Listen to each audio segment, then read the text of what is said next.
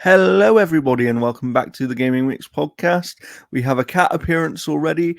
If you don't know me, my name is Jordan. This is your official podcast, of course, from analogstickgaming.com, which I am a small part of. But right now, Jeff, who is to my right, has been doing a lot of work, which we'll get to later, right, Jeff? Oh yeah, constantly working and possibly getting sick again.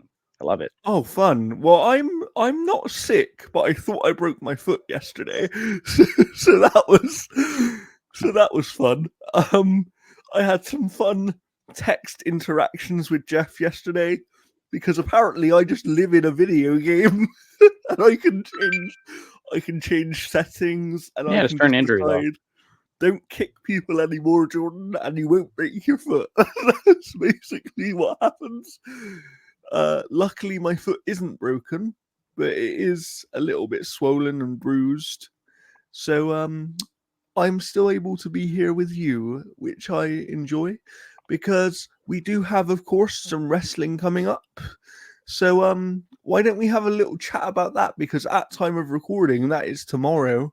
Jeff, how are you? How are you feeling about this upcoming pay-per-view? Well, I gotta watch it when I get home because it's at a like 10 or 11 a.m. my time. Yes, So I yeah. gotta watch that. I think it's fine. I think like the majority of the card, I think is a pretty predictable outcome. hmm I don't think Where there's would any you like say, if you think, when you look at the card, if there is going to be a surprise, where do you think it's most likely to come from? Do you think? what is it? Because Bash in because Berlin. yeah, Bash at Berlin. Because there's no way Gunther's losing to Randy Orton. I know that. Like they're not going Yeah, to let him lose in Germany. that would be amazing. Um, yeah, like I think Gunther is going to beat Randy. Um, I think that's just going to happen. Um, Cody's definitely going to beat Kevin Owens, because I mean Kevin Owens hasn't even re-signed with the WWE yet. Yes. Yeah. So this might be either like his big last match and then he goes to AEW. I have no idea. Maybe. Um, Maybe. I think CM Punk has to win against Drew McIntyre. I I agree. don't think having Drew win again makes any sense. Um, I think Damian Priest and Rhea Ripley are going to win, because otherwise you're going to give that Judgment Day too much power. They've Yes. already had that for the past little while. Let's try and make an Um, adjustment. and um, I think I want the titles to go back to Bianca Belair and Jade Cargill. Um, I just think that Okay. they're more entertaining.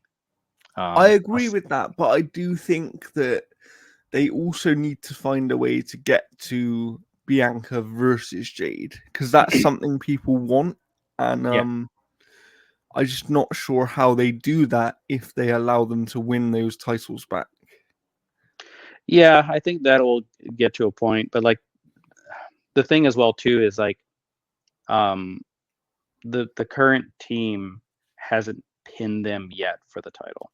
Yeah, yeah. Because like they kind of lost it So the out. way they're building it is almost like they can't beat them, right? They Yeah, can't beat them in a one-on-one fair fight sort of thing. Yeah, that's going to be interesting. I do look forward to it. We will, of course, recap and talk about our thoughts on that show. So if you like wrestling, we'll do that next week. So make sure you're subscribed here for that. But as always, we do have lots of video game news to go through, and not all of it is good, right, Jeff? no, it's been kind of like the same old crap basically, in terms of like studio closures and strikes and all sorts of stuff. But there's some good stuff there. There is one piece of news in particular that I'm actually very excited about. Can you guess which one that is, Jeff? Yeah, it's the one I'm kind of lukewarm on. I'm like I could go either way. So, should we get to the news here and start with what do we want to start with? Positive or negative? What are we Uh, feeling? we can start with the one that you've got a stake in. Okay. Alrighty. Sorry again. I think I'm getting sick again. This is fantastic. I love it. All right. Jeff is in a state of sickness, people. Well, both me drip, and it's just like down. It's just No Wolverine Cup today. What's going on? oh, hot chocolate. I can't fill. I can't fill that Wolverine cup with that much hot chocolate. All right. Remedy has announced that Annapurna will be co-financing Control 2 and bringing the Remedy IP to both TVs and movies. This is brought to us by Chris Scullion at VGC. A statement on the official Remedy website says that Annapurna will be contributing financially to the development of Control 2. The company will also be bringing Remedy IP, including Control and Alan Wake, to film, TV, and beyond. Explaining the deal, the communications director, Thomas Pua, said, above all, it means Remedy is able to make Control 2 exactly the way we want it to be, while we are now have an incredible partner to extend our IPs to other mediums. Pua also announced that Remedy will still be publishing Control 2 itself, despite Annapurna's game publishing arm. The Control 2 development team is working full steam ahead on the game. And he added, "We know you are eager for news on the game and Condor, but you are going to have to wait a little while for that."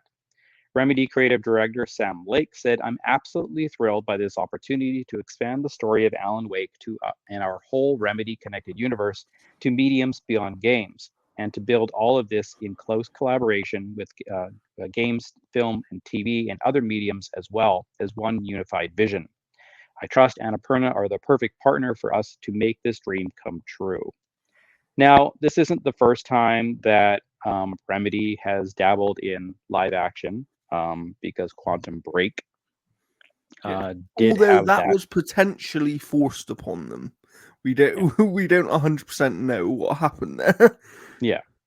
But no, I mean, like these types of games, these types of games contribute towards live action well because they already have live action elements. Yeah. I mean, you have actors And also essentially that can play those roles already. and not only that, but they are so story focused, right? And there are many story focused games, but Alan Wake is literally a game about a writer writing the story that he's in. Do Yeah, you know what I mean? but I mean, like you take a look at certain games, and they're almost already cinematic in nature. But Yeah. Alan Wake and all that stuff is even more so because it uses live action elements. So it's not a In the stretch actual of game itself. yeah, it's not a stretch of like moving to live action because they could get the actors that are literally in these games Yeah.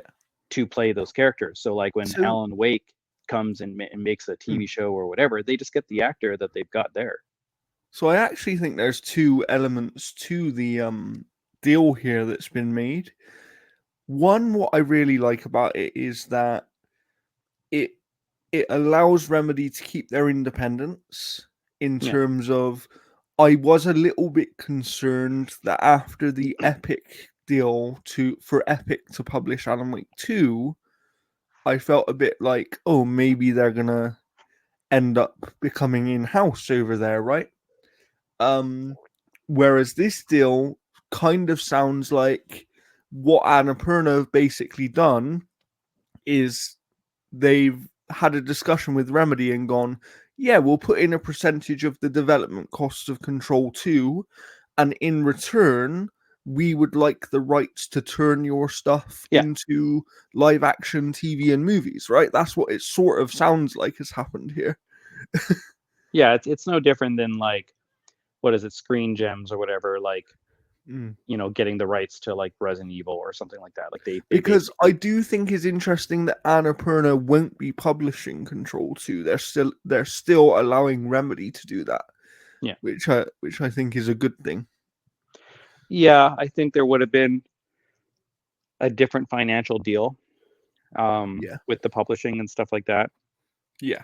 because that's a huge undertaking, and Yeah. you know And they not they only that, but if they're the publisher, they then take more of the money yeah, on the back end, right? After the sales and everything.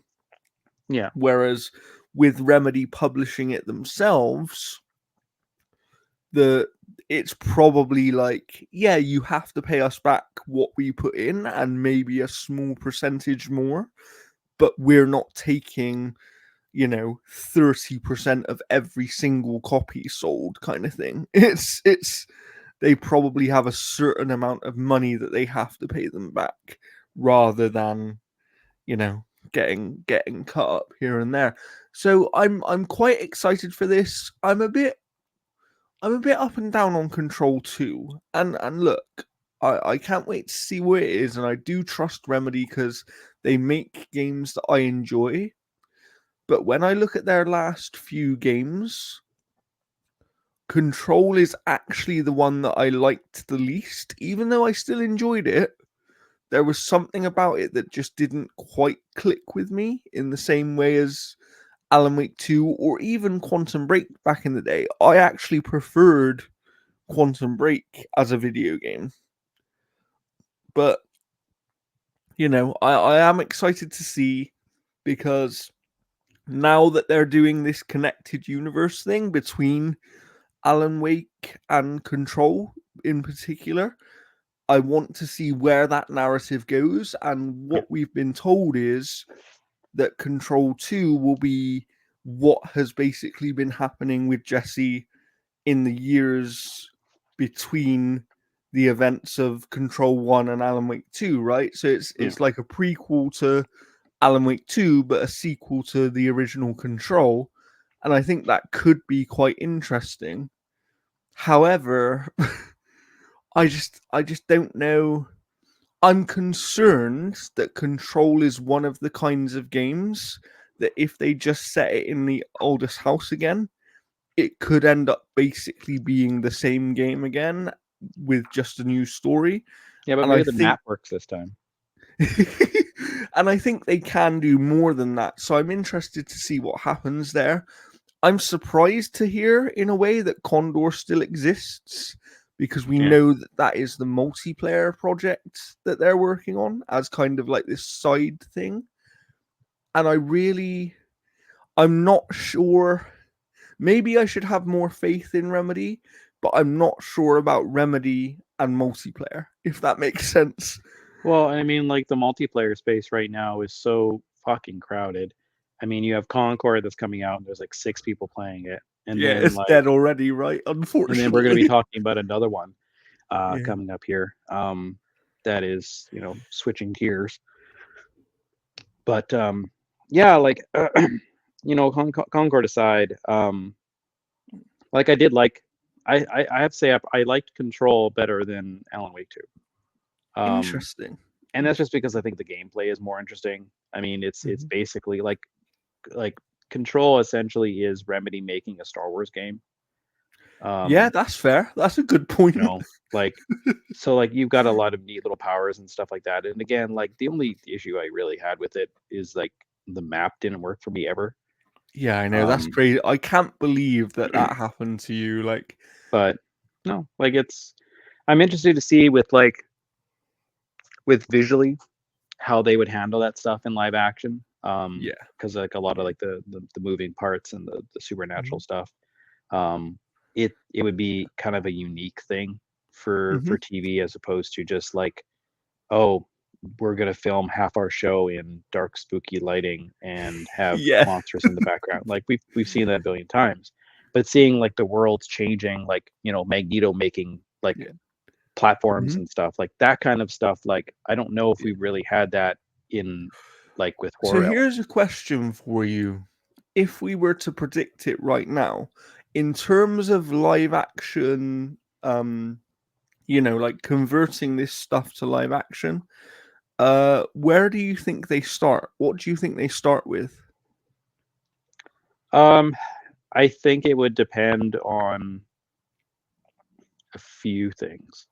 I think it would. I think it would depend on what they've got coming out at around that time. Mm-hmm. Because if I was Remedy and I was wanting everything connected, I would probably tie those shows into what they're doing Yeah, with the games. yeah. Um, even And if that's it is exactly just what I wondered. telling Like, the same stuff. but in my head, I went the way of what if they're not even telling the same stuff? What if they go as far as let's have these shows actually be extra to the narrative that is being told in the games? Yeah, I mean, they could do that. I think that the worst choice would be like making them spin off companion things where like Yeah, yeah, I agree with that. you're not Hmm. focused on Alan Wake, where you're not focused on the girl from Control. Yes. Um, Yeah. but because like again, like you've got the actors already lined up. I mean, sure you Mm. have to dub over the performance of the Alan Wake actor. Um, However, they've worked together so well, right? Those two, the guy that does the voice and the actual physical yeah, actor, they've done it so many times that it probably comes natural to them at this point. yeah, like there's that. I don't know. I think honestly, like where do they start? Um, I would say the best bet would probably be Control I agree. because it it sets up the fact that you've got a paranormal Hmm. outfit that is already investigating the supernatural. Yeah. So then if you then do Alan Wake, you already know the You have confines of where some that. sense of the confines of what's being told, right? Yeah. I actually think that they will start more in the Control universe, but I wonder whether, and this is just me hypothetically, something they could do that I think would be interesting.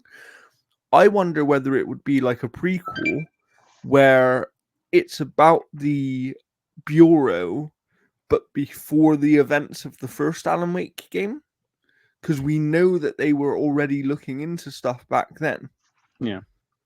And I think it could be interesting if you actually made like the first, say you did it as a TV show, make the first series be something that is almost like a prequel to the events of the first Alan Wake, and then you could do you know what I mean? But I think it's interesting that they say TV and movies, because I wonder whether that means they are potentially looking at one of these and going, oh, this would better suit TV and Well, this would better suit movies. I think like honestly, if you do the Marvel route, Hmm. you would have a season of Control, a season of Alan Wake, and then a movie where they come together. Yeah, that would be a good idea, actually. Yeah, You know, because like they're even doing that with like the Mandalorian and Grogu. they You are. know, where like the movie is going to be like a big combination thing, and then the movie after that is where they combine that and Ahsoka, and then they go after Yeah. Thrawn. Yes. Yeah. It's going to So be interesting to see. But there was, let's move on to more news now, because there was some very surprising and disappointing news recently, given that a Visions of Mana game just came out, right? And what happened to that studio, Jeff? yeah, just finding it here. All right, Uka Studios, the developer behind Visions of Mana, which a game that is literally just about to come out, or actually, I think it just released on Thursday, is reportedly set to close as part of an overall scaling back of investment in Japanese studios by NetEase and Tencent. Both Chinese companies have invested heavily in Japanese game development in the recent years, acquiring numerous development studios and opening new ones. Now, however, a Bloomberg report claims both companies are starting to rethink their strategy because it's yet to bear any significant fruit. According to the report, NetEase has cut all but a handful of jobs at the Shibuya based Uka, whose Visions of Mana was only just released on Thursday. The company reportedly plans to close the studio with remaining staff overseeing the release excuse me, of the final game of the finals games first.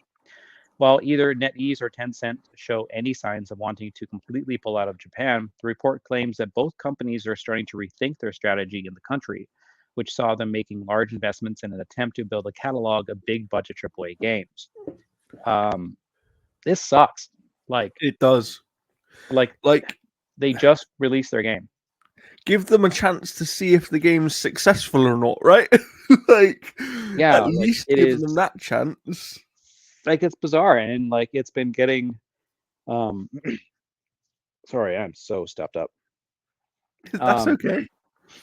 uh, yeah, like they just released their game. Like that's the stupid thing. Like this has got to be a moment where they have got to be extremely proud to have shipped it, and then all of a sudden they're like, "Yeah, you guys are all fired." Yeah, you're all fired. You've lost your jobs. It. This is look. Any time that someone loses their job, it sucks. And we've spoken about job losses seemingly every single episode of this show ever. Um, but this is one of the worst cases I can remember. Just like circumstantially, the fact that this team has just released a game that they spent years of their life working on, and then pretty much the day or the day after the game releases, regardless of how successful or not the game's going to be, you go, "Oh, you're all fired." Like, like it's crazy. Yeah, no, it gets bizarre. Like this is one of those things where I would almost love to see like like even like Square Enix, you know, or even Just someone Capcom or pick them something up, like that. right? Just like Hmm. just take the studio. You've seen what they can ship. They've literally just done it. Um, Yeah. like And it's not like this game's getting terrible reviews either, right? Like no, it had some fairly good reviews. It's had a good response from that audience for that IP. I think that there was like everything I've heard about the game is it was really promising for the future of the franchise. And then it's like and then you just decide to close the team down. Give yeah, them a chance. Give them some sort of it's crazy, and I understand it on a business perspective. Yes, there's been a lot of overinvestment, as we've spoken about before, yeah, but this is just a weird circumstance because, for all they know, this game could go on and sell 5, 6, 7 million copies over the next few months and be really successful, but they haven't given it a chance. yeah. Like it's one of those studios where they just essentially want profits now. So if like they cut their wages, then they're Yeah. all set there. But yeah, I mean, it's a lot of these conglomerates that have like bought these guys, and like, we saw the Craft on, they bought Tango Gameworks essentially from Microsoft with the And Hi-Fi that's Rush a really IP. good one, right? Because they actually saved that studio. They Yeah, took and they about half of the original staff with them yeah, as and they well. wanted to move into Japan. So like I don't know, maybe Craft On will buy these guys and have a second Japanese studio. Um, Maybe they will. it's hard to It's say going to be exactly, but interesting to see. you know, But yeah, when I saw this, I genuinely thought it was fake news at first because that's how surprised I was. Like I could not believe it.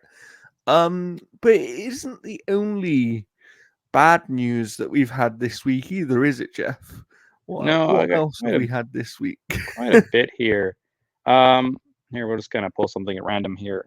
This is comes to us from Jordan Midler at VGC. Foam Stars, it's going free to play. The Square Enix game, which was previously sold on the PlayStation Store for about $30, will be free to play for all users starting on October 4th. The game, which is still exclusive to Sony's consoles, was released earlier this year. The game was available for PlayStation Plus members at launch. Square Enix, basically on their website, said, thank you for the support for a Foam Stars. Foam Stars, currently available on PlayStation 5 and PlayStation 4, will change from its current regional pricing to a free to play title starting from October 4th. In addition, while previously a subscription to PlayStation Plus was required to play Foam Stars, after the price change, consumers who are not subscribed to PlayStation Plus may download and play Foam Stars for free. This is not surprising at all. No. Considering However, it like, sucks for people that bought the game, right? yeah, I mean, maybe they'll get some type of founders package and like some type of like, um, bonus whatever is in the game. Maybe like they'll swap to a currency and then they'll get Yeah. like a form of currency. Um, this is honestly where I think Concord's going, even with their pricey CG vignettes that they're doing every week. I agree. I Um, mean, Concord we've seen, and to put this in perspective for people who haven't been keeping up with the situation, the easiest way I can describe it is Concord has lower numbers than Redfall had at its launch. And like it's just basically dead. Nobody's playing the game. And yeah, I think I was reading somewhere on there was like 295 people playing Concord or something like that. Like, yeah, and of you know, course that was only on Steam, but Steam numbers are still some sort of indication of yeah, the success or lack of for a video game. And I really think that because I didn't play the Concord beta, I haven't played the game, but from everything I've seen, the actual game looks like it might be fun to play. I yeah. just It's think just, the problem is the price point, right? well, I mean, like for me, basically, like I don't want to pay for a PvP game when I've already got Call of Duty sitting and Mhm, staring me in the mhm. face. I've already got that fix on it. And Plus Marvel. speaking of Call of Duty as well, for people who don't know, because this episode should be releasing while it's still up, but there is an open beta for Call of Duty Black Ops 6 multiplayer this weekend, which you can pre-download now if you are a subscriber to Game Pass or if you've pre-ordered the game. So, maybe I'll see you on there this weekend. Oh, possibly. Yeah, like I don't know. For Concord, for me, it's like there's not a decently designed character in that game. It just seems like somebody hit Interesting. random on a character creator and then just shipped out the And first for 16 these things. kind of hero shooters, the characters are so important, right? Because Yeah, people will get connected to these characters, and that's what keeps them coming back because you want to see what happens next in their story and that kind of thing, right? And yeah, it's interesting because but yeah, I would love to see the thing that makes me disappointed about this one in particular is that for the first time in many years, PlayStation and their first party studios are actually trying to add some variety to their exclusive offerings, which they haven't had for a long time, let's be honest. And so far it's not panning out, right? Because every game really that they've done that is vastly different with maybe one or two exceptions hasn't really worked out so far this generation. well, that and like making a competitive shooter exclusive to PlayStation is a fucking dumb In move. this day and age, yeah, it doesn't work. Like if that game would have been on PC and Xbox as well, you probably have an audience. But I mean, Yeah, like just for even PlayStation 4, like even at even at the price point, right? Even if it wasn't free to play, if you had it everywhere straight away, then you probably would have, you know, like you probably would have 5,000 players instead of 500. yeah, And at least at 5,000 you can do something.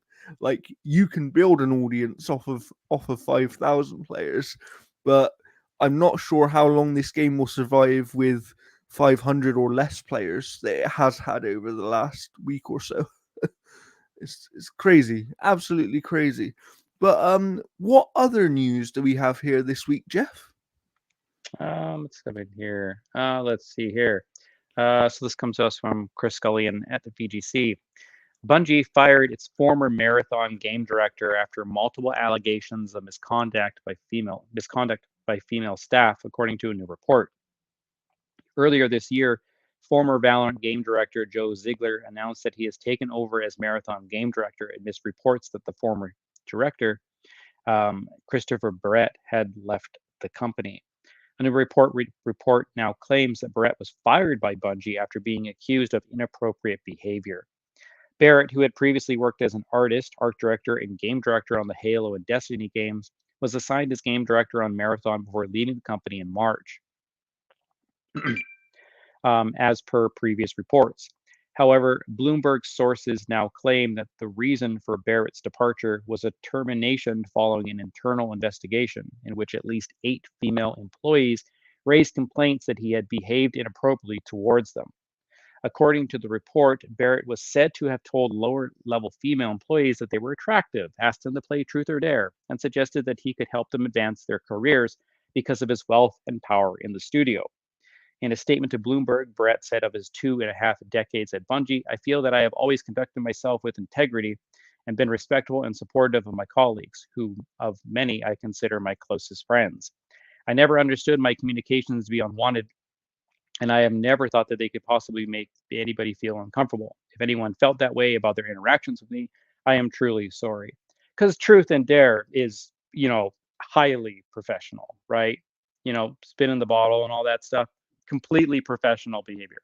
Um, yeah, like this is just another one of those types of things where like we hear about somebody basically in power trying to manipulate a lot of like the female workers into certain things. We've seen it like several times. There's been lawsuits and settlements and all sorts of stuff that has been um, kind of like dealing with this type of thing where like it's just the same story like all over and over and over again, and it just doesn't seem to change. Yeah, this kind of stuff makes me sick because it just happens so often, right? And it's something needs to be done about this. Let's be honest. Like it, and I get it. Like you can only do something once things are reported and all that kind of stuff. But the amount of times it's happening and all the different places that it is happening in, like this is a problem. Like this isn't a good thing for anybody.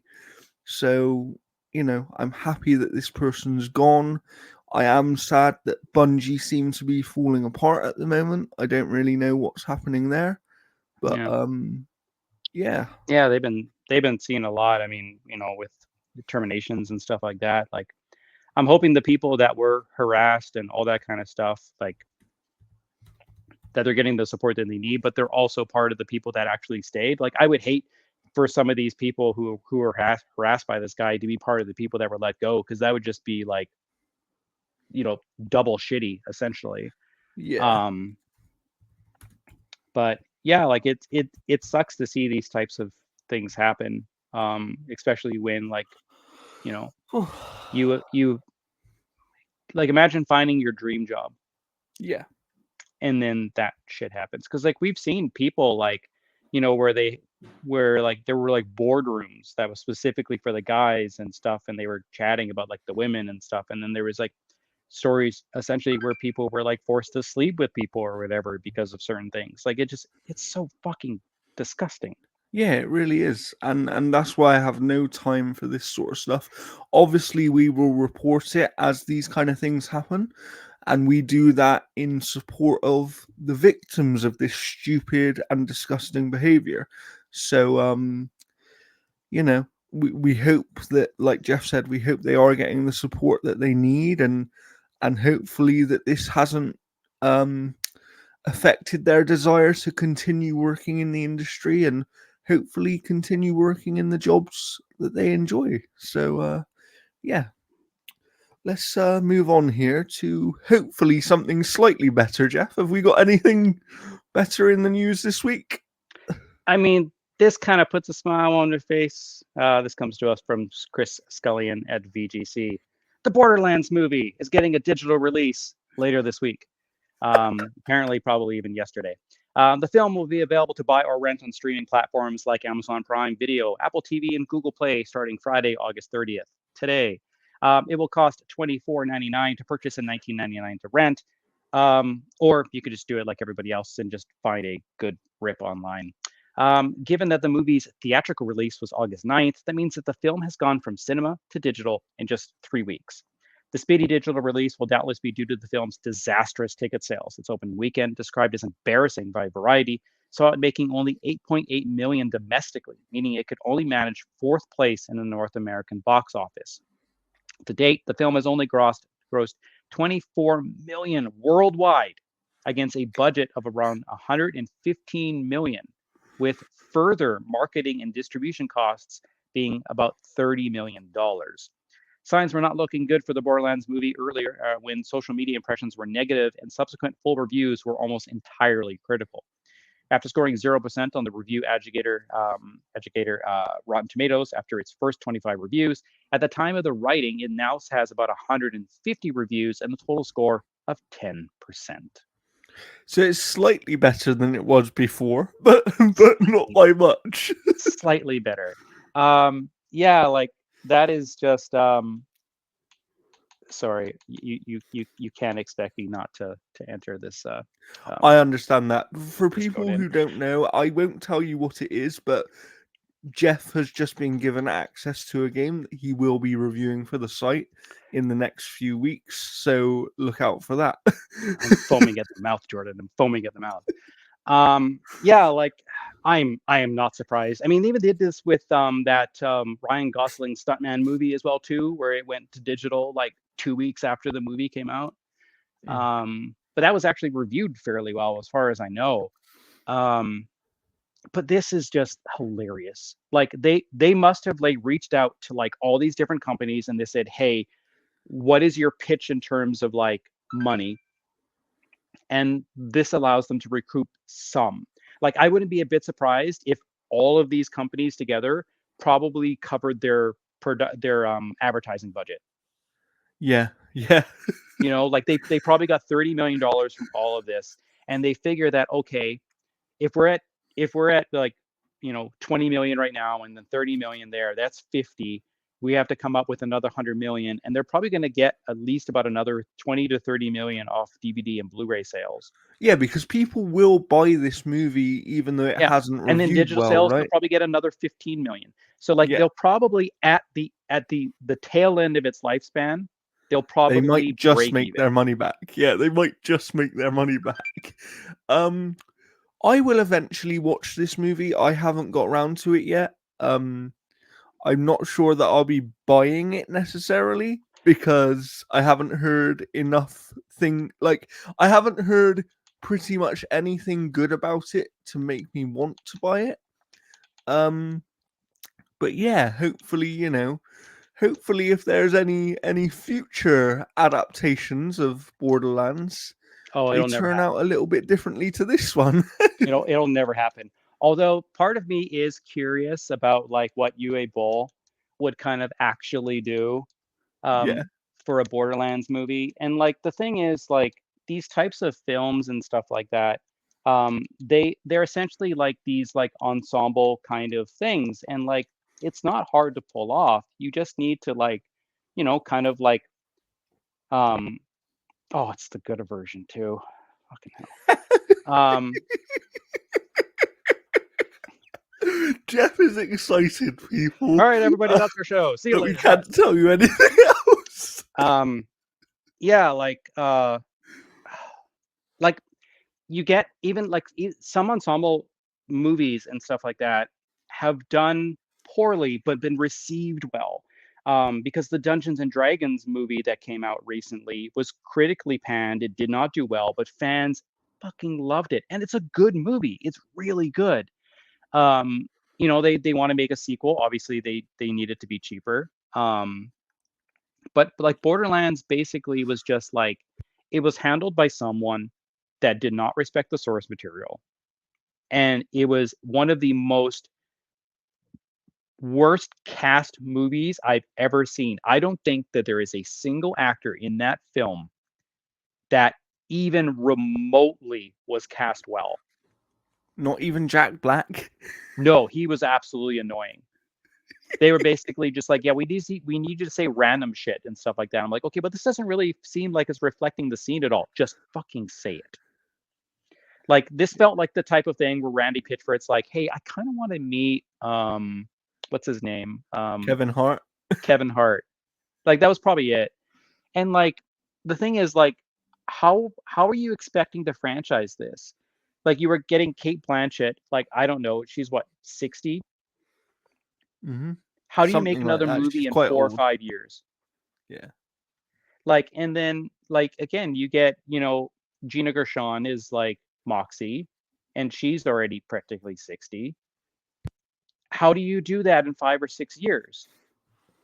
Like, that's the thing that it boggles my mind, is that so much of the cast is a lot of older actors Hmm. that can't bleed into franchise potential. It's almost like they went for big name actors They rather went with than who people Randy who could Pitchford make wanted it. to meet. Like that's all it is. Um, Fair enough. and like that, Jeff Grubb's not wrong. When I think of Kate Blanchett now, I Hmm. think of Borderlands. I don't think of her great performance as Hela in Thor Ragnarok. I don't think of Yeah. her other performances in the stuff that she is like notable for.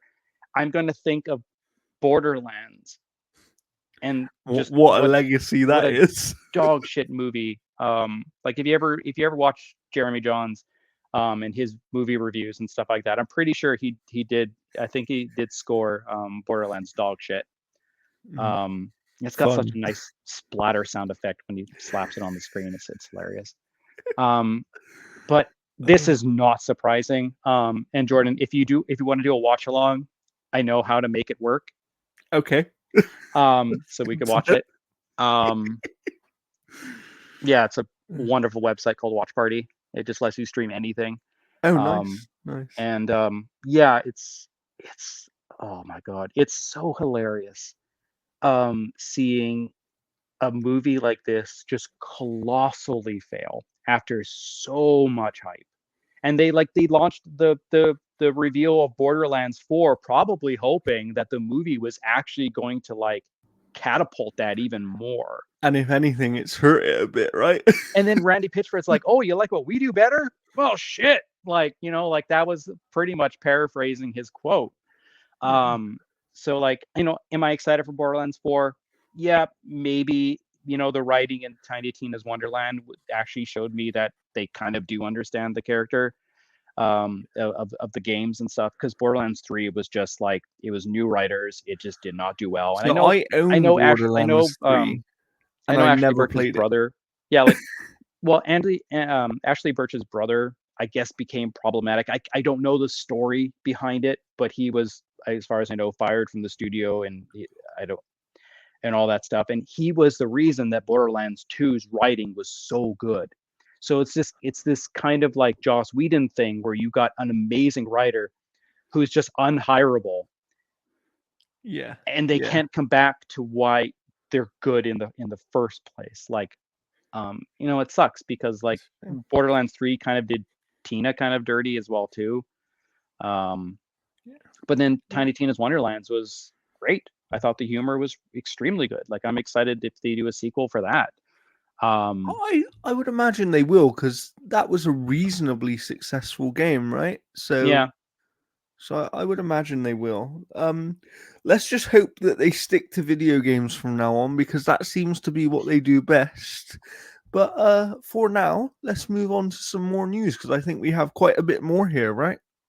yeah. Our what we've been playing has been kind of light, just because like I'm embargoed for something and then embargoed for Another thing. this. Um, yeah, so let's take a look here. This is another unfortunate one. Jordan Midler from VGC reports. Unionized staff at Call of Duty studio Raven Software have filed a complaint with the National Labor's Regulation Board, or Relations Board, after claims that Activision and Microsoft are stalling over contract negotiations. The complaint, as reported by GameFile, alleges that Activision and Microsoft are guilty of refusal to bargain, or bad faith bargaining. After Microsoft's acquisition of Activision Blizzard, our members were optimistic that they could progress quickly to a first contract at Raven Software. CWA President Claude Cummings Jr. told told Game File. Unfortunately, that has not happened. We encourage Microsoft to address the concerns raised in the unfair labor practice charge and make reaching a fair agreement a priority. At Microsoft spokesperson for GameFile told GameFile, we are committed to negotiation in good faith. Activision Blizzard officially recognized the union, which was established by a group of QA workers in 2022. the Game Workers Alliance was the first labor union formed at a major U.S. game company.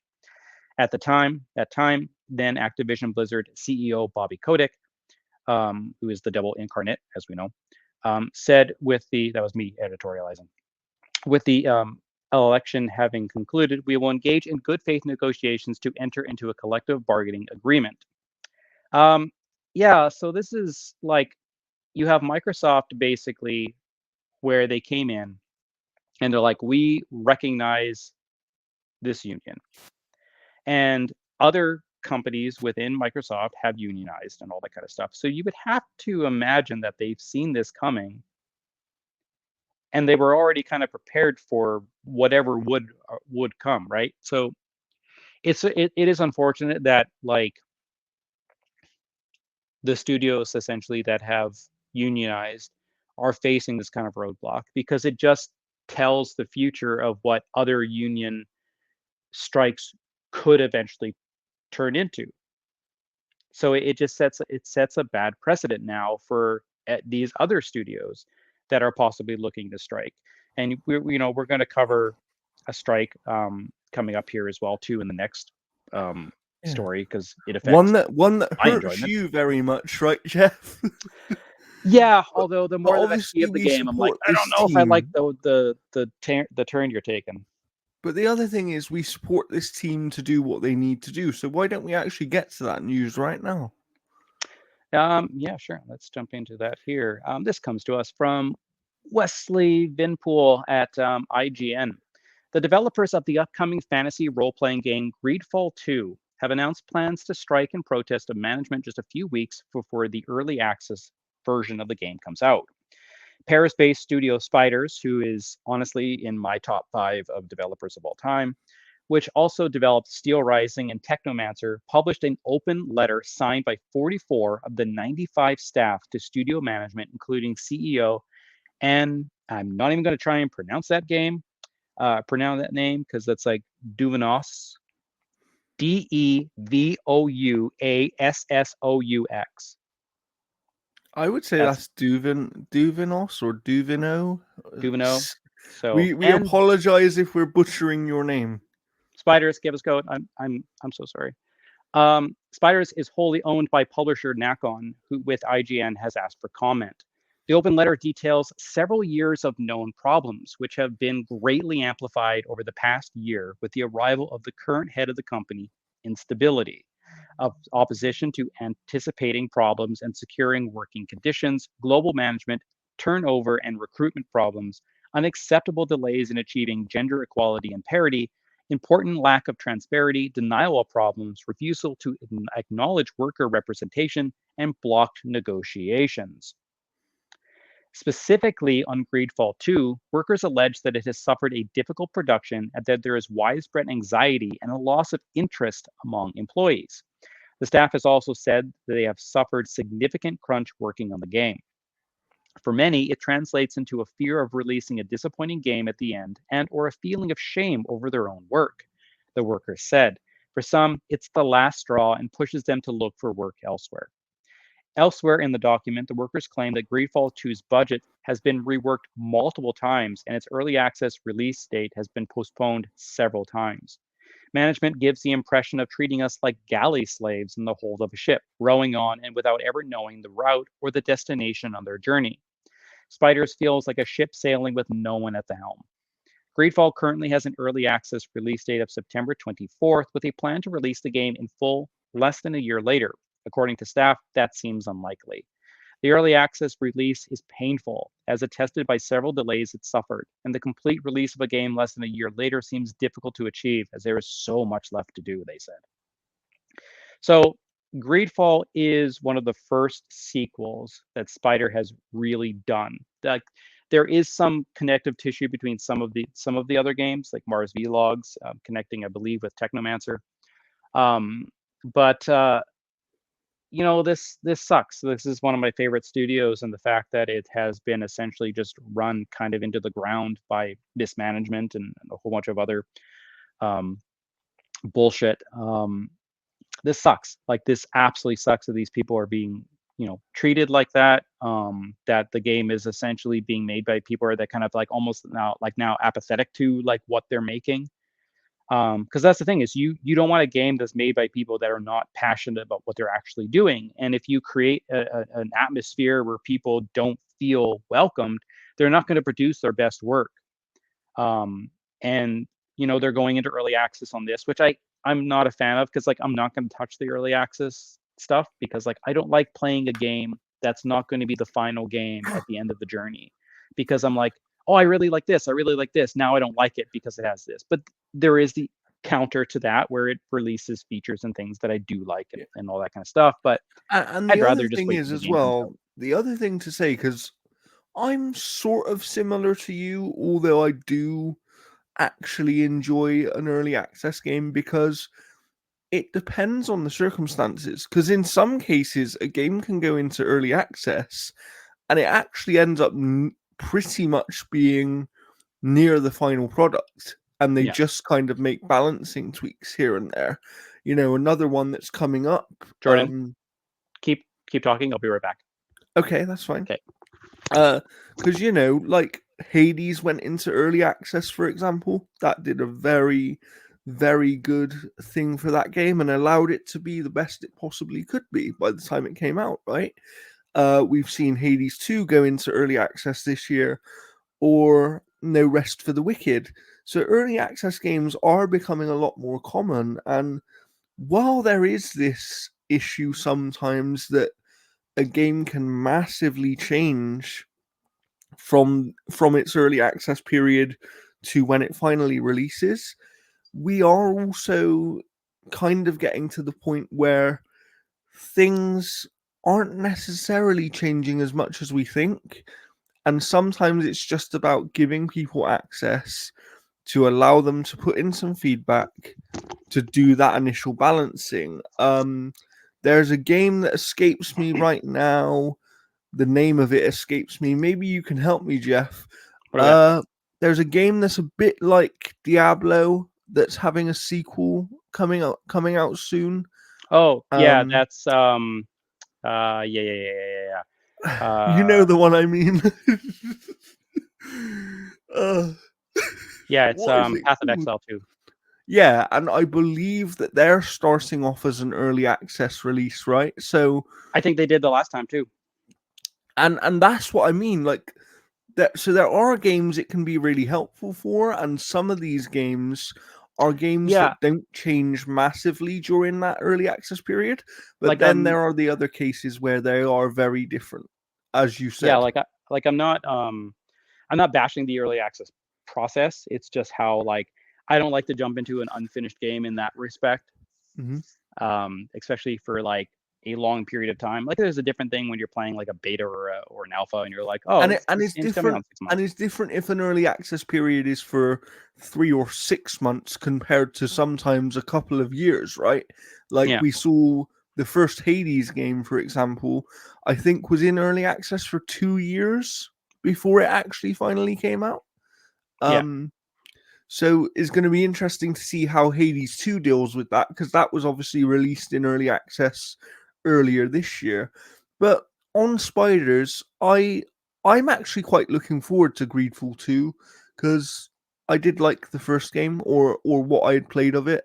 See, I like the first game. Hmm. The problem with me and Greedfall 2 is that they were going away from the traditional like hack and slash, and they're making more of a tactical. They're making it more of the tactical mode in the first Dragon Age, Yes, yeah. which I'm not sold on. Like I may request the early access just because like that gets you access to the finished build when it comes out, and then Yes. just do like a preview Hmm. on it. But yeah, it's hard to say exactly like what's going to happen with this if the early access is going to be pushed back. Yeah, because it Um, is only a few weeks away, as we said. Like, it's meant to come fairly yeah, soon less here. than a month. But like I said to you when you first told me this news yesterday, maybe it's just the developer in me, but at the end of the day, I think that these people are well within their rights to strike. It sounds like they've endured potentially. some unnecessary kind of working conditions and circumstances, and they have to do what is best for them, right? And at the end of the day, this game will eventually come out. What difference is a little while going to make? And it's the way that I always look at delays of ultimately, you know, yeah, a game delay sucks because we want to play games as soon as we can, especially when it's something we're really interested in. But developers have to do what's best for them, and they have to do what's best for the game. And if they feel like, for example, if they feel like they're being crunched to do this quicker than maybe they should be, if they strike and that results in them getting more time to actually polish up this game more and do things they want to do, it will ultimately result in a better product. So I have no issue with that personally. Yeah. We'll get more as this kind of goes, because once the early access kind of hits, we'll probably Yeah. get more information. And we'll Um, keep an eye on this whole situation as well, just to see what actually happens, of I'm course. expecting early access to get delayed until October. Interesting. You Interesting. know, but What yeah, other news do we have here today, see how it Jeff? goes. Let's take a look here. So how about this? This comes to us from Wesley Denpool again from IGN. With the Metal Gear Solid Delta Snake Eater due out later in 2024 and the Metal Gear Solid Master Collection Volume 1 nearly a year old now, thoughts have been inevitably turned towards what's next for the Metal Gear series from franchise custodian Konami. Um, so apparently, and I'm going to skip most of this article here, apparently that David Hayter has had meetings with Konami in regards to something about Metal Gear Solid 4. And basically, what's happened is Konami essentially made a quote that kind of hinted that there's something going on here. In a recent interview with IGN to discuss the upcoming Metal Gear Solid Delta Snake Eater, Konami producer Noriaki Okamura teased Volume 2 and its inclusion of Metal Gear Solid 4. When asked directly about it, Okamura replied, we definitely are aware of the situation with Metal Gear Solid 4. Unfortunately, we can't really say too much at the moment with Volume 1 containing Metal Gear Solid 1 to 3, dot, dot, dot. You can probably connect the dots. Right now, we are internally concerned about what we should be doing for the future of the series. So sorry, we can't really reveal anything at the moment, but stay tuned. So this is pretty much the best we're going to get until like there's an official announcement in regards to like Metal Gear Solid 4 is finally going to be broken out of the PlayStation 3 jail.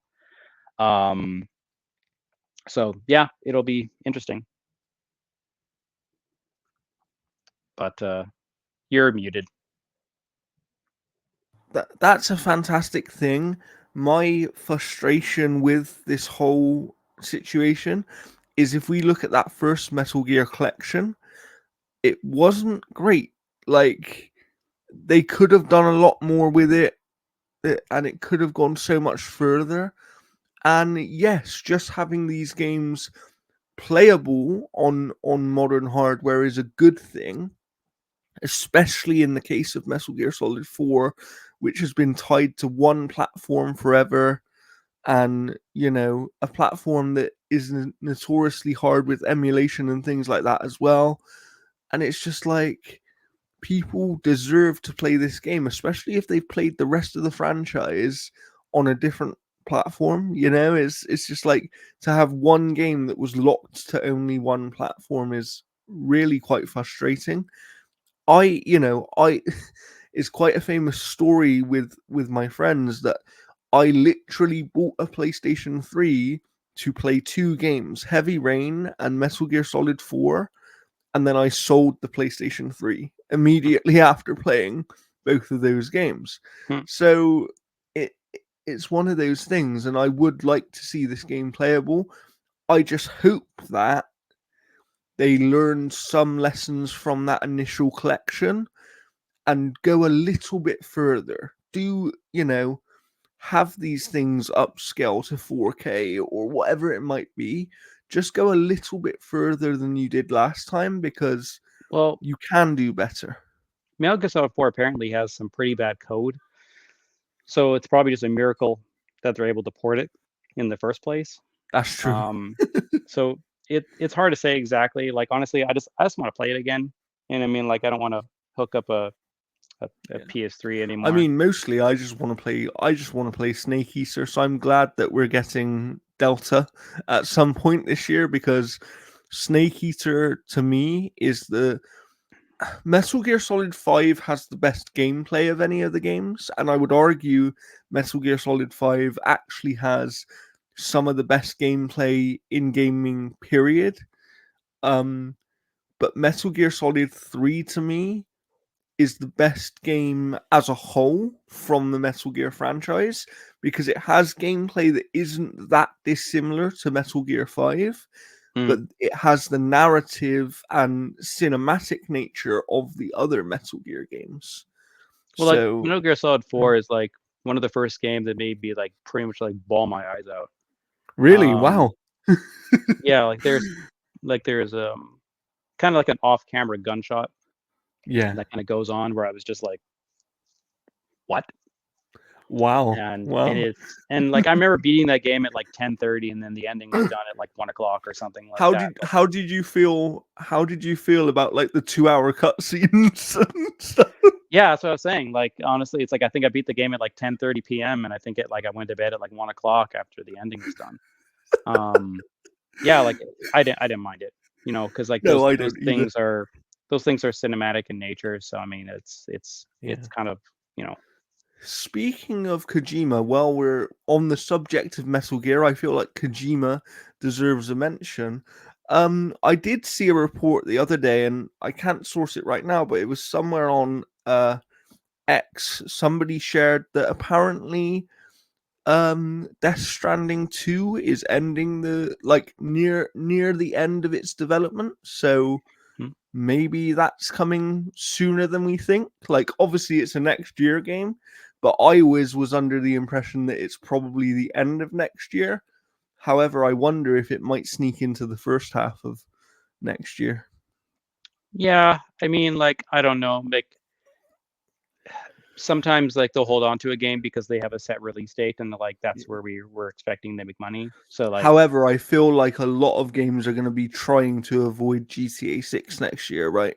If that yeah, actually comes next year, I think a lot of games are automatically going to move out the way. It's kind of like we saw Avowed get delayed recently, didn't we? yeah, To February, and that's been confirmed not only by Microsoft themselves but multiple independent sources that the only reason for that delay is literally to move it away from other games. Like the game is done, finished, playable, and apparently in a very, very good state. People got to play it recently, like a Gamescom thing. yeah. Lots of strong previews for it, but they decided to move it away from November just because it's a packed time at the end of the year here. So it's going to be interesting to see what happens next year. How many more news pieces do we have here, Jeff? Just a couple. Nice. What have we got? So what do we got here? Um, so Legends of Heroes fans have been shocked by a blink and you'll miss it trailer for Trails in the Sky remake on the Nintendo Switch during the latest Nintendo Direct. This comes from Kat Bailey at IGN. In a blink and you'll miss it reveal during today's Nintendo Direct, Neum Falcom announced a brand new Legends of Heroes Trails in the Sky remake for the Nintendo Switch. Fans were stunned by a brief glimpse of the remake, titled Legends of the Heroes Trails in the Sky the First, which appeared briefly during a sizzle reel during today's Direct. It was so quick that many fans questioned what they were seeing. Now, I'll uh, editorialize here. Um, the Japanese Direct had a much longer trailer, and that's the thing that I've put on the website as well too. So if you want to check it out, go check it out there. The remake is a massive deal for fans of the sprawling RPG series who have been waiting for a Trails in the Sky release on Switch for years now. Indeed, the Legends of Heroes Trails in the Sky trilogy was basically where it all began, originally releasing on PC before launching on PSP in North America in 2011. The series is available on Steam, but otherwise it's relatively hard to find. The Legend of Heroes Trails in the Sky is the first in what promises to be a strong, entertaining trilogy. Although the first chapter is not the most original ever made, like any good RPG, it offers amusing writing, dynamic combat, interesting tasks, an absorbing narrative, and hours upon hours of gameplay. And while the game's 50-50 balance between combat and story may not be to everyone's taste, its charm and overall entertainment value make it well worth the investment. It's from IGN. I'm super pumped for this. The interesting thing, and I don't know exactly why, I think it's a rights issue, but so I when through all of the Trails series, I deal specifically with NIS. They're the custodians essentially for publishing these games and getting them out to various markets and all that kind of stuff. Neon Falcom is the developer, and they're self-publishing this only for the Nintendo Switch. Um, so this is not handled through NIS. So this is a little bit of a different thing, and I don't know if it's a rights issue. I don't know exactly why. Um, but and for the time being, it's exclusive to Switch. Um, this is interesting. Like it's a people were not expecting a remake. They were expecting just like a remastered port or something to the Switch because these games would be you could just put the trilogy and just in one Switch cart and then go. Yeah. Um, but this is a full remake done in like their I think the previous engine. So I think Okay. that the new engine was used for the newest game that came out, which was I can't remember the name of it anymore. Um, but the previous engine is what they used for like Trails of Cold Steel and then Trails into Reverie and all that kind of stuff. Yeah, like the Trails from Daybreak is the new one. Um, but the previous games used the old engine, and this looks like the old engine. Um, but it's nice. Like it looks like to be a faithful. It looks to be using the translation that was on I think the PSP version, Yeah. at least based off some of the screenshots because they've shown comparisons where they're like they show a person, a little thing, and then that, and then they show like Yeah. the 3D realization for the And I remake. know that you And it looks were very fantastic. excited about this one because you Oh just like yeah. sent a message. You were like, "Yeah." Oh yeah, fuck yeah. Like this is amazing. Like I've got to find a contact for Neon Falcom because I have a contact for NAS, but again, they're not publishing it. Um, Well, they might be able to link you if if you kind of yeah, I send did them an fire off an email. email. I just haven't heard from them in regards to Nice. like that end of it. But we've also got colleagues that have connections to Neon Falcom as well, so we Yeah. can reach out there. There's at PAX right now.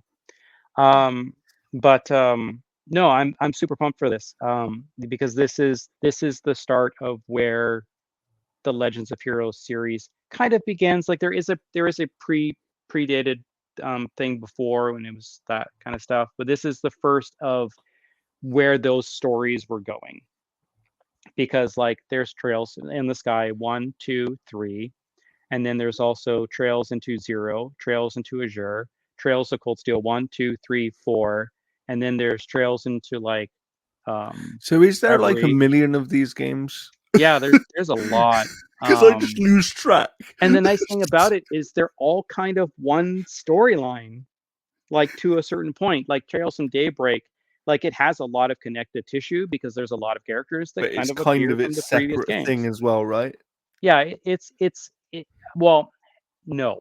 It is its own thing in regards to that it takes place in a completely different area of the land, but you still have characters from the other games popping in there frequently, including some bad Nice. guys and everything. Because like you'll have the lead character going like, "Yeah, I heard about what happened in like Crossbell and yada yada and all this kind of stuff." So like if you played the previous games, you understand that context.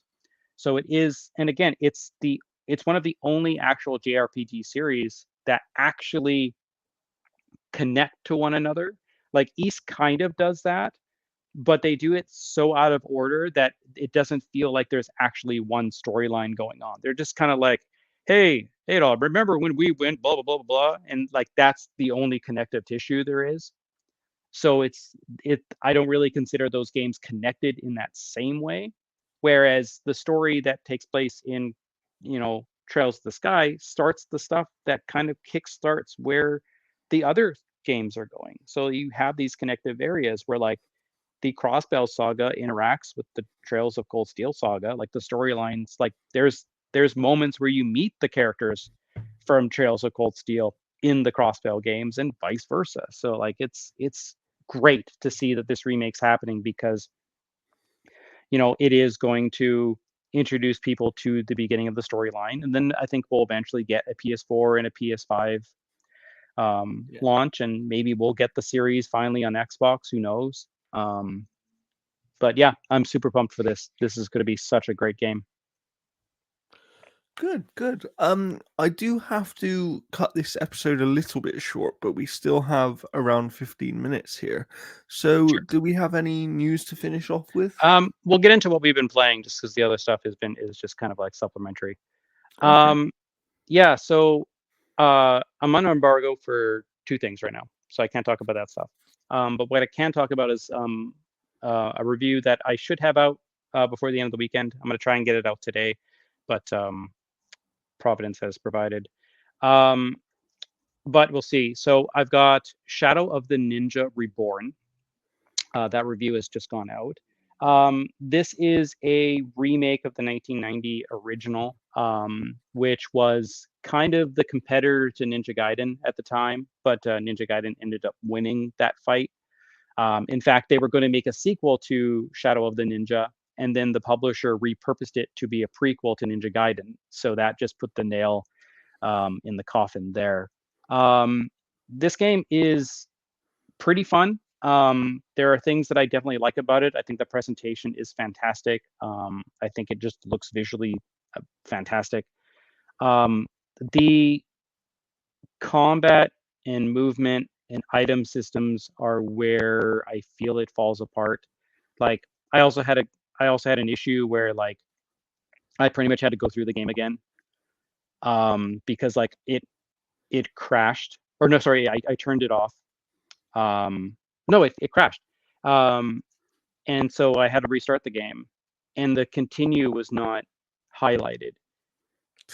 So all the stuff that I unlocked, like the weapons that you can buy to bring with you and thing. So I Yeah. literally had to go through the game again.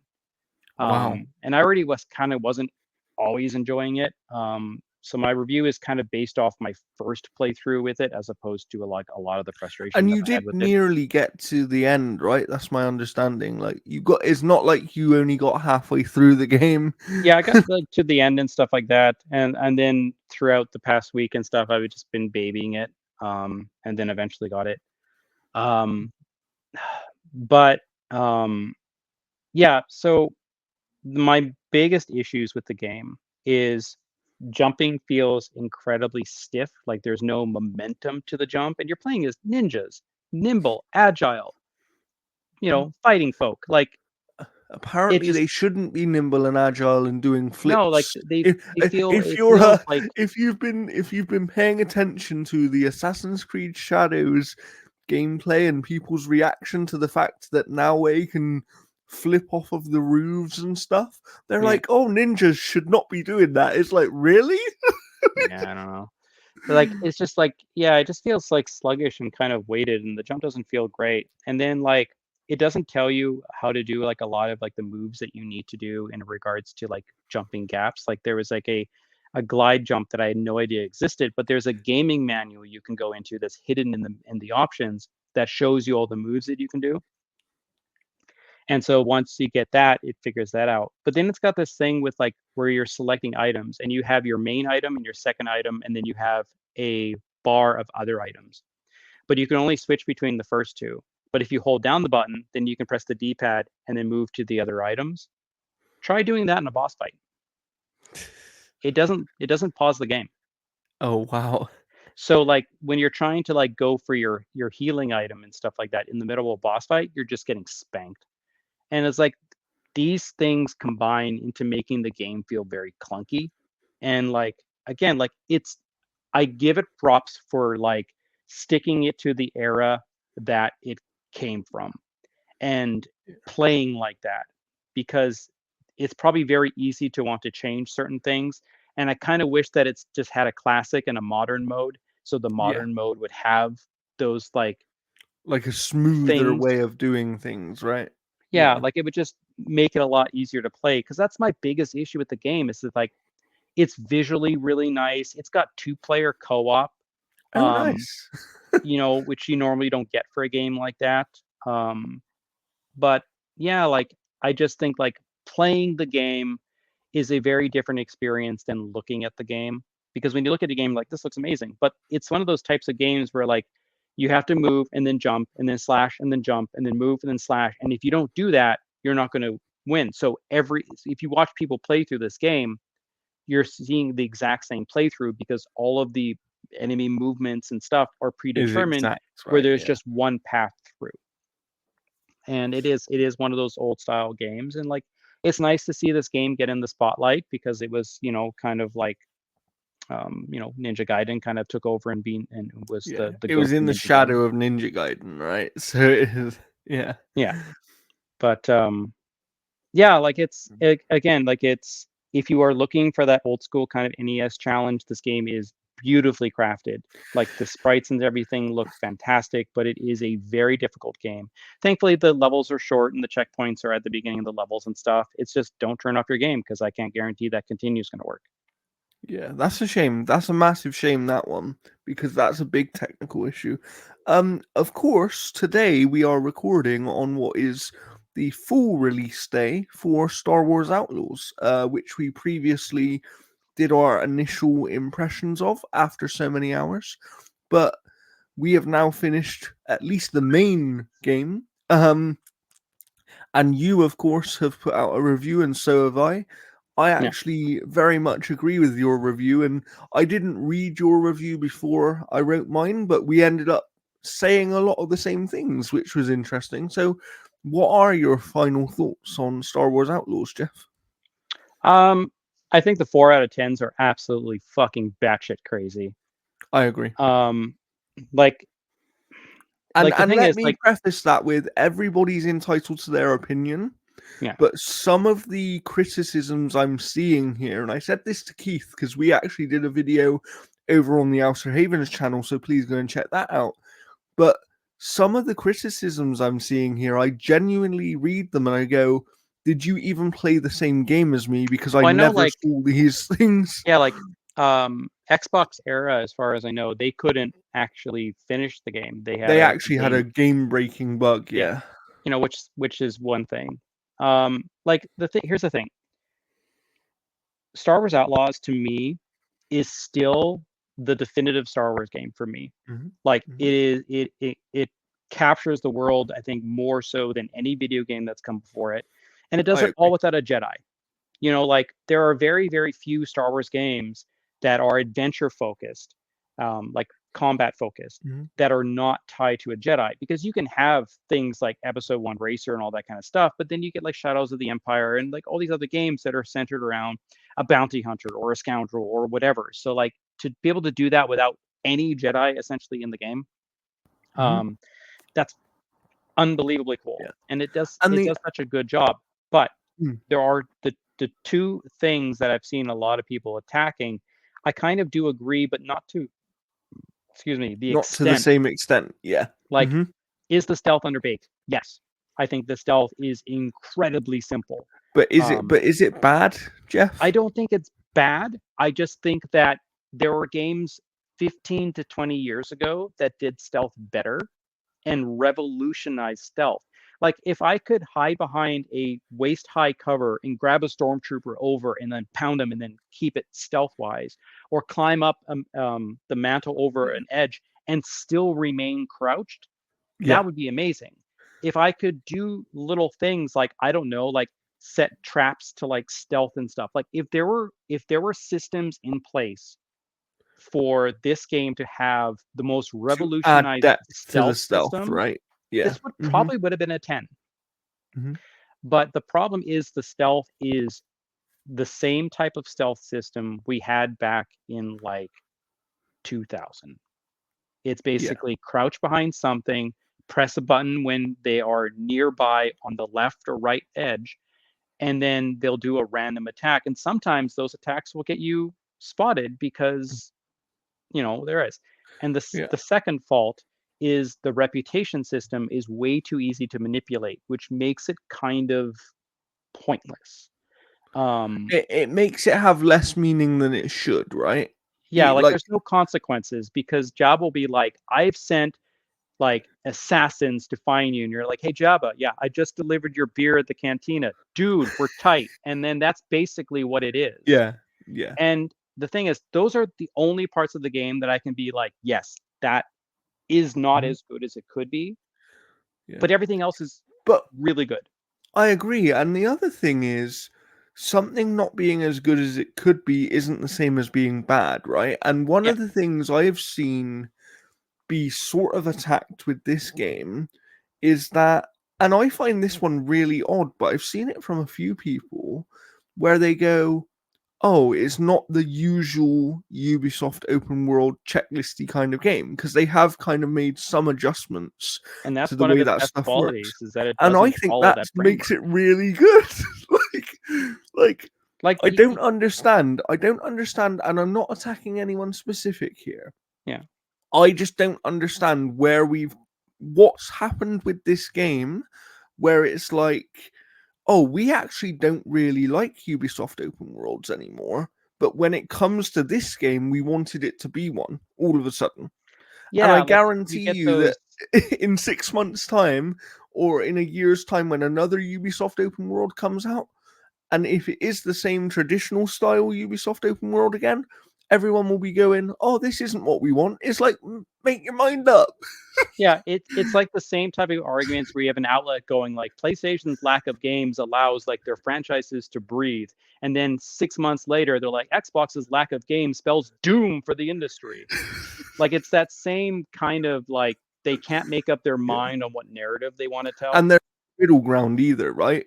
That's the Yeah, problem is there's no middle ground. It's either doom and gloom or you really liked it. And I think it was Gene Park, who I actually really like, who tweeted something to the effect of it, or it might have been Jeff Grubb who tweeted something to the effect of Star Wars Outlaws seems like one of those games where either you're in the mood to really like a game and you like it, or Jeff you're Grubb. just Yeah. in the mood to hate a game and you're finding a reason to hate it, Yeah, basically. and then Brian Altano replied saying people were sending him videos of people hating on the game who hadn't even played it, and they're like, "What am I supposed to do with this information?" Yeah, yeah, But like again, like Star Wars Outlaws is, I think, fantastic. I think like again, like yes, the stealth could be better, the yeah, reputations could be better, stuff to work on for the yeah. next game. The Perfect. way that I They would still work. summarize it is if you are a Star Wars fan in particular, I think this is a must play video game for you. Yeah, Like, it's super fun to explore the worlds as well too. and I agree 100% with what Jeff said in terms of capturing and realizing the Star Wars world and look and feel and atmosphere. This game does it better than any other game has done it before, in my Because like opinion. we've had like again, we've had two really good Star Wars games in Fallen Order and Survivor, but those are very like focused on Cal Kestis, Yeah. and they kind of blind you to the rest of the Star Wars universe They're because you not don't. really about the Star Wars universe, they're about Kel himself, right? Yeah, Whereas and this is about Kay and Nix, but it's about Kay and Nix navigating the universe of Star Wars. yeah, I mean, like a heist story is super fun. I like some of the Mhm. twists and turns it kind of takes with certain things. Like there's one cameo that I kind of wish wasn't there just because it feels gratuitous. Um, Yeah. but It feels like it's there for the sake of being there, right? Rather than yeah. yeah. I don't know, like maybe it's just like a Guinness Book World Records of how many times they've appeared in a video game. Maybe. Um, but no, like it is like it's still a great game, and I mean like did I crunch to review this game? Fuck yeah. Um, Unfortunately, I But did did. you enjoy the every second near enough of doing I that? would have I would have been binging it all the time. Like it's different. Like I'm not doing this for my job. I'm not like, oh, I'm gonna be set 8 to 5 every day to play video games and blah blah. Like no, I do this basically in my spare time. So I mean, like I had like 3 full days off to basically just like tear through as much as I could of it. And after kind of like analyzing where I've kind of sat with what I have left, I did beat a very big chunk. Um, but I will say like the um, the experts, I've unlocked all of them now. Okay. The one with that's centered around the Jawas was Hmm. very funny. I really liked that one.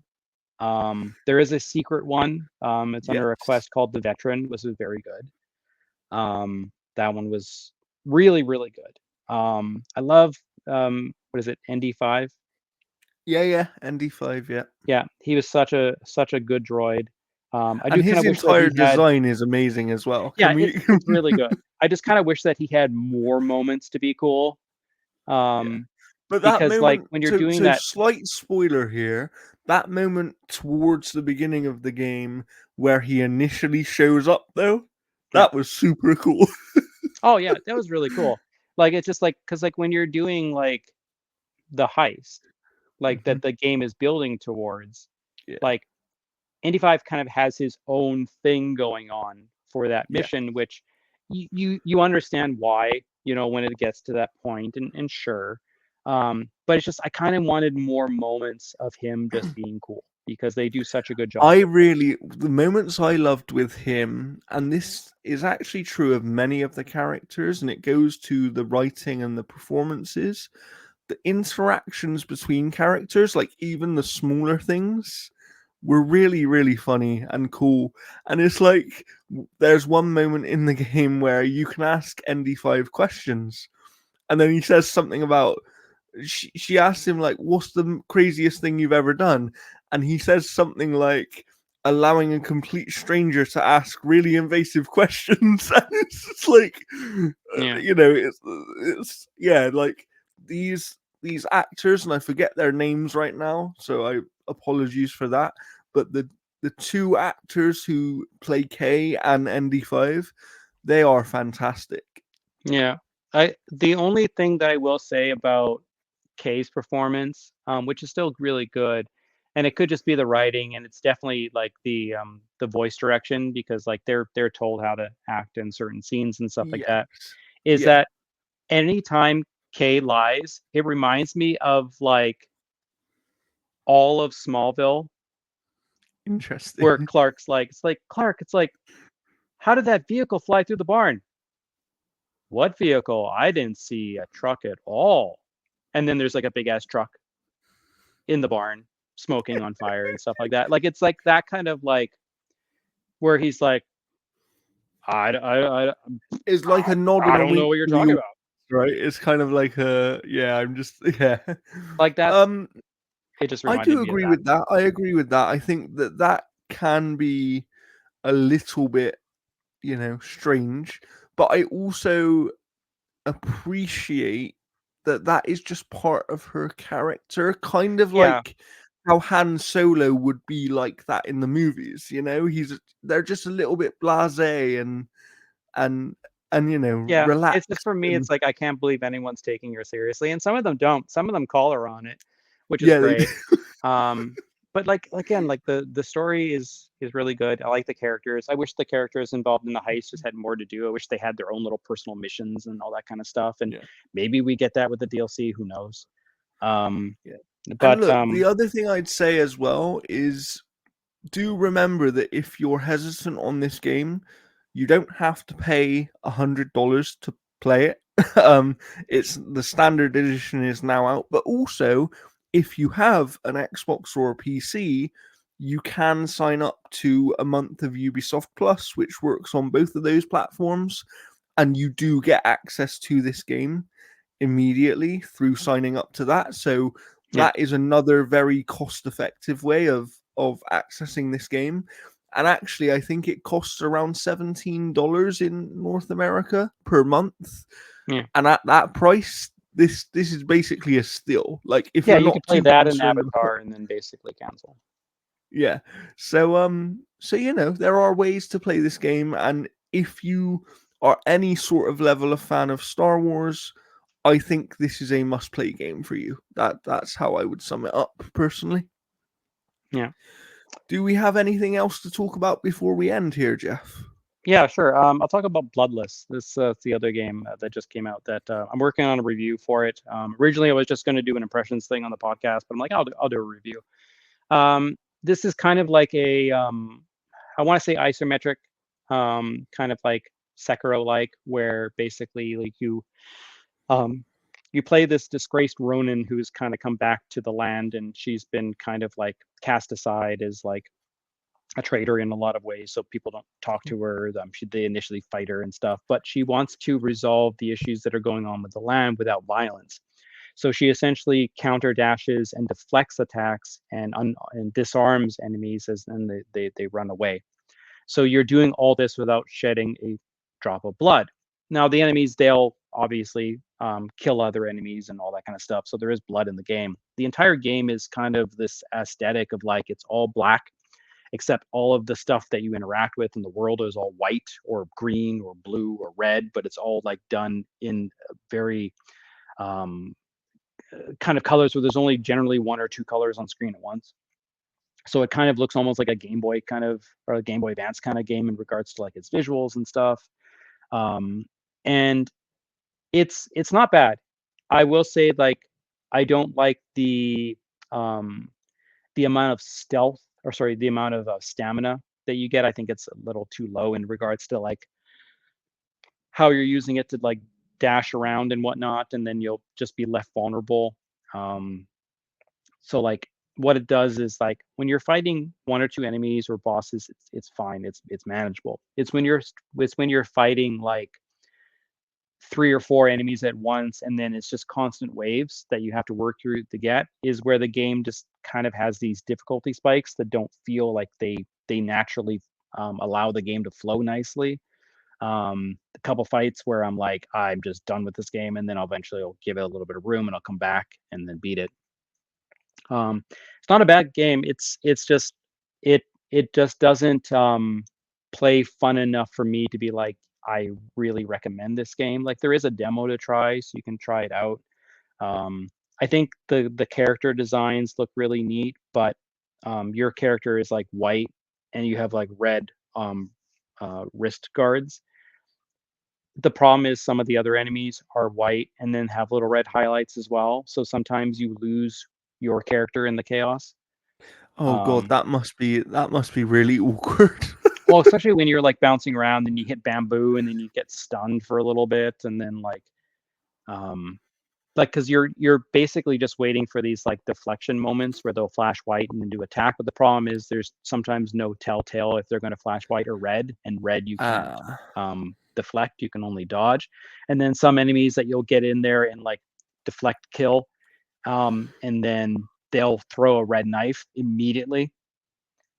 Um, that's annoying. That's really but annoying. yeah, it's an okay game. I don't think it's amazing. Like I Oh, definitely like it less than Shadow of the Ninja in regards to like that kind of thing. fair enough. But Fair enough. I am working on a review that should be out in the next day or so. Nice, But nice. yeah, that's pretty much it for me. Well, we'll link all of that below. I do actually have one game that I've been playing a little bit of, that I can talk about because it's an older game, but I picked it up on Steam recently, and I do recommend it. But I'm gonna tell you why by explaining what it is. It's called Change, a Homeless Simulator. Okay, and what this basically is a side-scrolling thing. You can go from left to right, and you are homeless, and obviously you can do things like beg for change. You can stay at different hostels and that kind of thing. You have to go to appointments to claim your benefits, like your social benefits, all that sort of stuff. And then you level up and get different skills because there is a roguelike element to this game where you can get different skills which make it easier, and certain skills you unlock that you can then start the game with. And the objective is basically to get yourself from being homeless to having a job and having somewhere to live, right? But what I really like about this game is that there is no voice acting, but it really tells you quite a lot about the homeless experience and things that homeless people can go through, both through its gameplay and these kind of text based story things that happen, because there is an element of time management to this game as well. So every evening at like 8 p.m. or 9 p.m., you have to rest. And if you haven't found somewhere to stay, you have to stay outside. But staying outside can also cause you to become unwell, or, you know, it can cause things to happen to you that then make you move slower, which allows you to do less during the day. If you get caught begging too often, you might get arrested by the police, right? And so there's different things that you have to manage here. And it's stuff like, if you're staying on the street at night, there's a chance that you can get mugged and you can lose your Mm. money. But throughout the days, as well, as you kind of survive, you have to eat and wash and all that sort of stuff, right? So you need to have enough money to buy food and all those kind of things. And you can find shops that have different items that will help you. So, like, you could get a scarf which helps you stay warmer during the winter months, and things like that. It's really, really interesting. And it's not an expensive game because it is only an indie game made by a smaller British studio. And I saw this game a few years ago at the gaming convention we have here called EGX. Mm. Um, and I really like it. Like, it's very, it is a unique combination of elements, is how I would describe it. And I think that if you have any sort of like for things like roguelike or time management or um kind of simulation based stuff, you will like this game, because that, like, it's interesting on a gameplay level, but like I said, it's telling you something that is really relatable to real life. Mm. Like, I would imagine everybody at some point has walked down the street and seen someone that is homeless, right? Everyone at some point in their life has encountered somebody that is homeless. And what I found just through playing a couple of hours of this game is that it really informs you about some of the challenges that they face and some of the things they go through. And I thought that that was really nice and unique, and something that I haven't seen in video games before. So yeah, I recommend checking that out, taking a look at it. It was on sale on Steam not too long ago. It, unfortunately, as far as I'm aware, is not on other platforms at the moment. It's only available on Steam, but it does play on Steam Deck. And yeah, that's all I kind of have for this week. But unless Jeff has anything else, I think it's time for us to sign off here. I just have a cat that's passed out to me. That's about it. Nice, nice. Passed out. So that would be it for this episode, and I think that next time I won't tell you what it is, but we're probably going to have an individual game focused episode again, right, Jeff? More than likely. So yeah, look forward to that one. Make sure you're subscribed, because I would imagine it's something that many of you are really looking forward to. I'm gonna So make a new template. nice. We're going to have a nice new look for this special episode coming up next week. So please make sure you're subscribed, share this with your friends, and follow us on X/Twitter, which we like to call it here. And for now, that's a goodbye from me, and we will see you next time.